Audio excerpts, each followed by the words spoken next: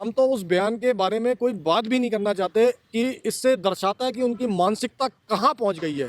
कितनी छोटी मानसिकता के नीतीश कुमार जी हैं, ये सब लोगों के सामने, पूरे देश के सामने उनका चरित्र उजागर हो गया है। जिस तरह की आपकी मानसिकता है, क्या आपको लाज लज्जा बिल्कुल नहीं आई इस तरह की बातें करते हुए, वो मातृशक्ति के लिए? जिसकी मानसिकता इतनी गंदी है, तो वो क्या देश का प्रधानमंत्री बनेगा, इससे आप अंदाज़ा लगा सकते हैं कि वो क्या ही देश के बारे में कुछ करेगा, क्या ही देश की तरक्की कराएगा जब उसके मन में और उसके दिमाग में महिलाओं का सम्मान नहीं है। आरंभ किया स्टालिन ने, उसके बाद कांग्रेस के राष्ट्रीय अध्यक्ष खड़गे जी के बेटे, उन्होंने इसमें एक कदम और आगे बढ़ाने का काम किया।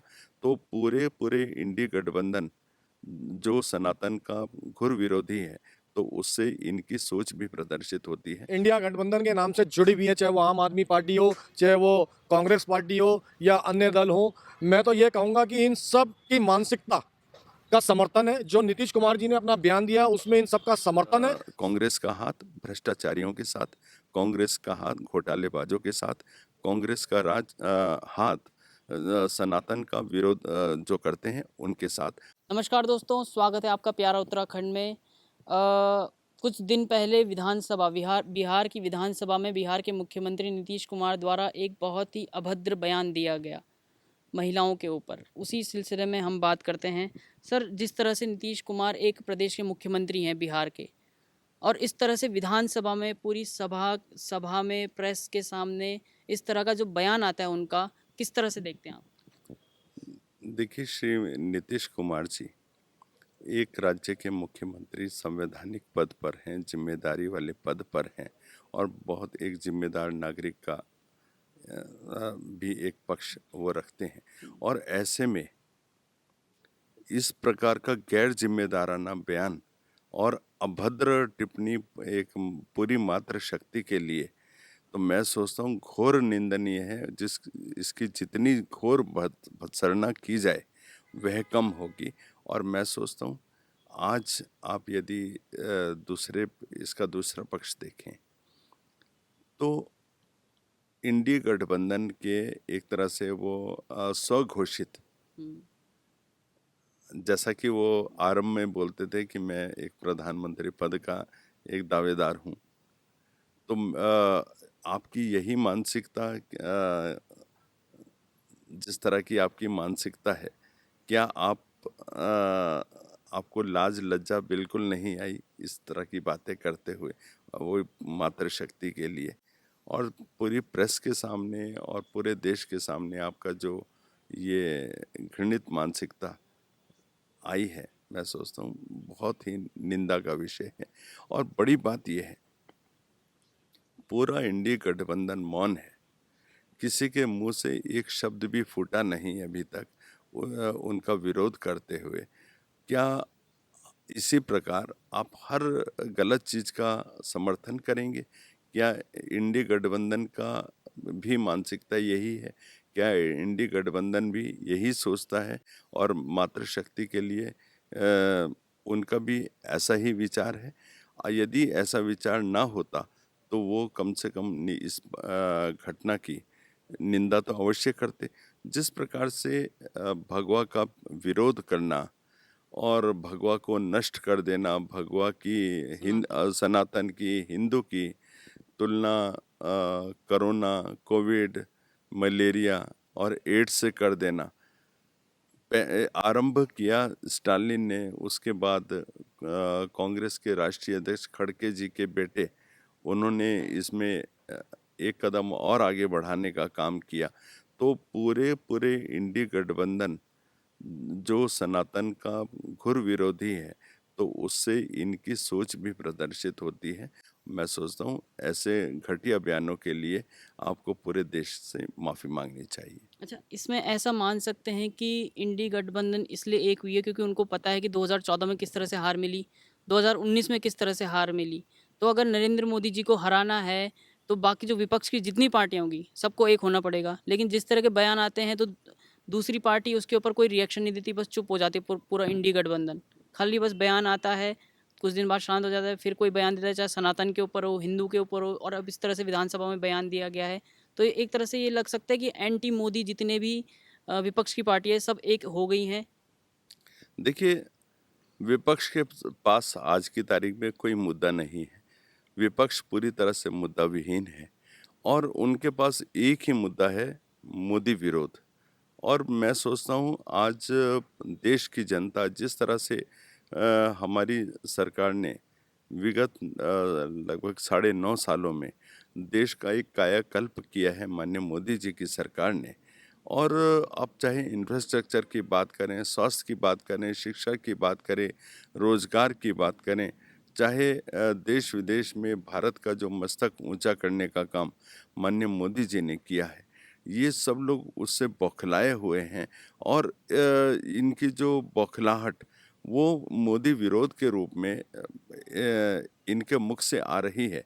अभी जब दिल्ली का बड़ा शराब कांड हुआ और उसके बाद राहुल गांधी जी ने एक प्रेस कॉन्फ्रेंस करी दिल्ली में और उन्होंने एक शब्द भी शराब घोटाले के ऊपर नहीं बोला। संकेत सीधा सीधा और बिल्कुल साफ था कि हम सब चोर एक साथ हैं, हम सब भ्रष्टाचारी एक साथ हैं, हम सब घोटालेबाज एक साथ हैं।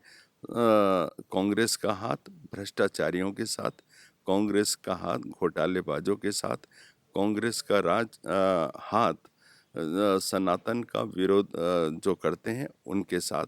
और अभी जिस तरह से 5 राज्यों के चुनाव हो रहे हैं,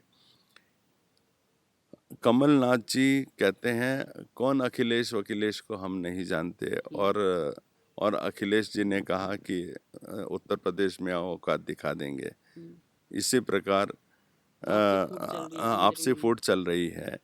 इसी प्रकार आम आदमी पार्टी के केजरीवाल जी लगातार मध्य प्रदेश, छत्तीसगढ़ और अन्य राज्यों में जाकर कांग्रेस को जो गलियाने का काम कर रहे हैं, उनके भ्रष्टाचार की जो पोल खोल रहे हैं, उससे दिखाई दे रहा है कि आने वाले समय में इंडी गठबंधन का हश्र क्या होने वाला है। चुनाव से पहले ही यह गठबंधन पूरी तरह धराशायी होगा और जैसे ये आज लड़ते रहे हैं, कल भी ऐसे ही लड़ते हुए हम सबको दिखाई देंगे। सर, आपका नाम क्या है सबसे पहले तो? मेरा नाम सुनील शर्मा है और मैं भारतीय जनता पार्टी महानगर में उपाध्यक्ष के पद पर हूँ। सबसे पहले तो आपसे एक सवाल ये है कि जिस तरह से मुख्यमंत्री के पद में होते हुए नीतीश कुमार ने भरी विधानसभा में मीडिया के सामने, पूरे देशवासियों के सामने जो बयान दिया है महिलाओं के खिलाफ, किस तरह से देखते हैं आप उसको? देखिए, नीतीश कुमार जी का जो महिलाओं के बारे में जो अपनी विधानसभा के अंदर उन्होंने बयान दिया, बहुत ही शर्मनाक बयान। और मैं ही नहीं, पूरी देश की महिलाओं ने इसकी सख्त भर्त्सना की है। और हम तो उस बयान के बारे में कोई बात भी नहीं करना चाहते कि इससे दर्शाता है कि उनकी मानसिकता कहाँ पहुँच गई है, कितनी छोटी मानसिकता के नीतीश कुमार जी हैं। ये सब लोगों के सामने, पूरे देश के सामने उनका चरित्र उजागर हो गया है। जिस तरह से INDA गठबंधन का वो हिस्सा है और अपने आप को स्वघोषित प्रधानमंत्री की रेस में आगे देखते हैं, और इस तरह का बयान आना है उसमें, और बाकी पार्टी जो है कांग्रेस होगी, आम आदमी पार्टी होगी, कोई सी भी INDA गठबंधन की पार्टी होगी, सब चुप है इस मामले में। देखिए, जो पार्टी उनके साथ इंडिया गठबंधन के नाम से जुड़ी हुई है, चाहे वो आम आदमी पार्टी हो, चाहे वो कांग्रेस पार्टी हो या अन्य दल हो, मैं तो ये कहूँगा कि इन सब की मानसिकता का समर्थन है। जो नीतीश कुमार जी ने अपना बयान दिया उसमें इन सब का समर्थन है। समर्थन ना होता तो अब तक ये इंडिया नाम के गठबंधन से नीतीश कुमार जी को बाहर कर देते।